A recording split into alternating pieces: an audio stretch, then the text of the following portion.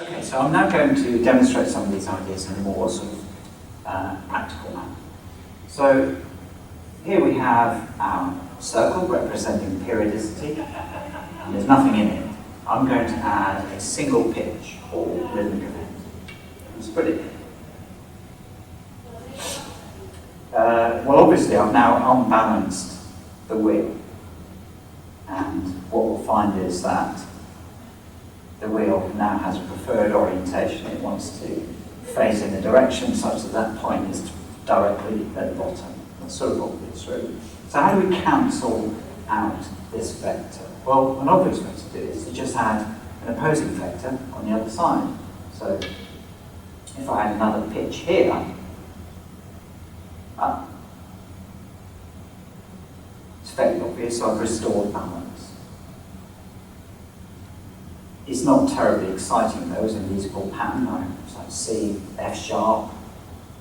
It's not much of a scale.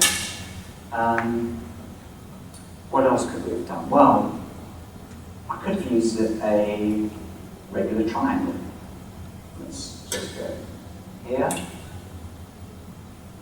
And obviously that's not balanced, but if I have the third point, the third vertex of the triangle, I've restored balance. There's no preferred orientation.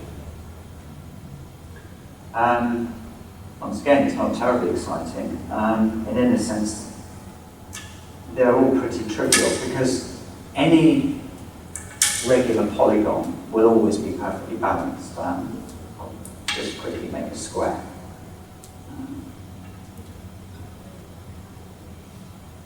So there we are, we have a perfect square and it's perfectly balanced. So what could we do to make this a little more interesting? Well, one option would be to add another square, for example. So that's the first point of our second square. Obviously I've unbalanced it. That's the second point. That's the third, still unbalanced, and now I will put in the fourth here. Now this should be perfectly balanced. We've got two regular polygons, two squares, we've added them together, and the resulting pattern as a whole is perfectly balanced. It's also irregular. So it's a bit more interesting, but in a sense it's still a bit of a cheat.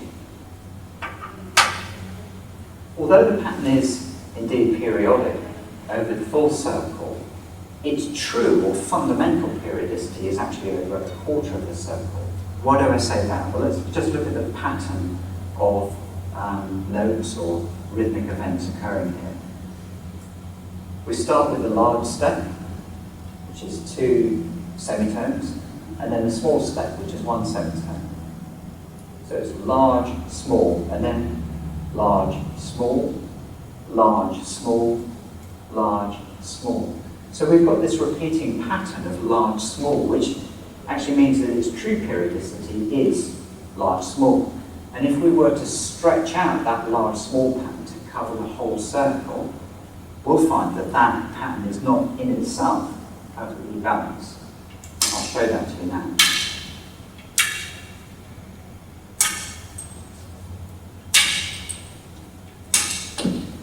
So I need to split the entire circle now into a large step, which is twice the size of the small step. So that means my large step needs to be 8 of these units, and the small step is the remaining 4. So I'm going to add 8 here for the large and 4 for the small. And as we can see, quite obviously really, it's not balanced. But there is a way to create perfectly balanced structures whose true periodicity is the full circle. They don't have any sub-periodicity, and I'm going to call such patterns irreducibly periodic. It is possible to create such patterns that are also perfectly balanced. So a way to do that is to use regular polygons, but to some polygons, to add together regular polygons that have a co-prime number of vertices, vertices being the points of the polygon. Right, so this is our regular triangle, which, as I've shown earlier, is perfectly balanced. And now I'm going to add another polygon with a coprime number of vertices. By coprime, I mean that the two numbers involved have no common divisor greater than 1. So let's think, what's a number that has no common divisor greater than 1 with respect to 3? Well, 4, that would be a good example. There is no number that goes into both 3 and 4 other than 1. So I'm going to add a square to this triangle. So let's start our square here. Right, so the next point of the square go up. It would go there, but that's already occupied, so I can't do that. So let's start the square here. Okay, second point goes there, and then same problem. The slot is already taken. Let's try there. Second one goes there, and the third one, and then the fourth one once again. Okay, so basically we can't add a square and a triangle, or at least we can't add them when there's only 12 slots. So what's another option? Oh, well, we could use a polygon with 2 vertices, 2 and 3. Once again, they co-prime, they don't have a common divisor greater than 1. So what is a 2-vertex polygon? Well, essentially it's just a straight line. So let's add a point here. I've unbalanced the pattern, and I will add another point here.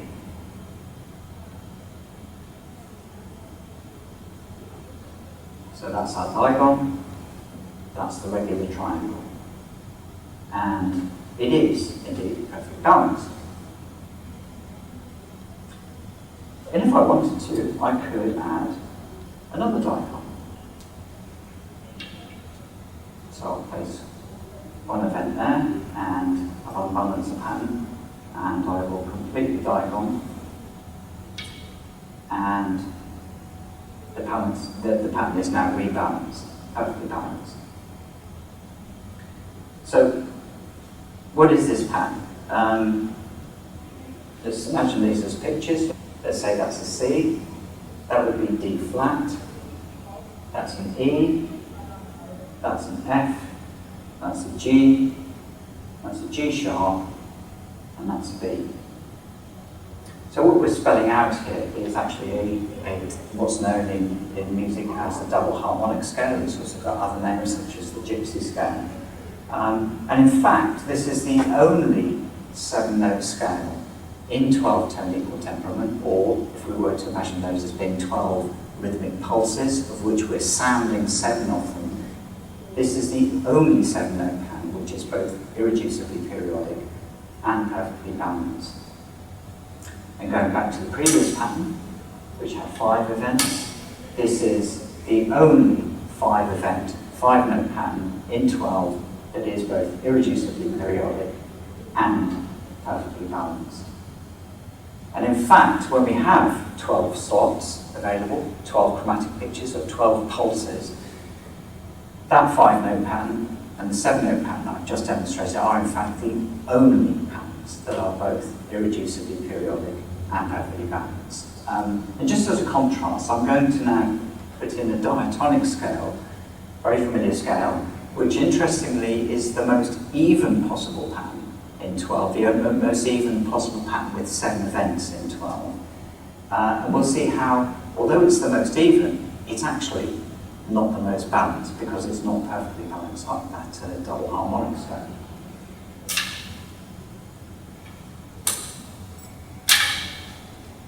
So, that's C, D, 2 semitones higher, go to E, another 2 semitones higher. Then we go to F, which is 1 semitone higher. Then we go to G, another 2 semitones up. And then we'll go to A, 2 semitones up. And then complete the scale with B. And let's see if this is perfectly balanced.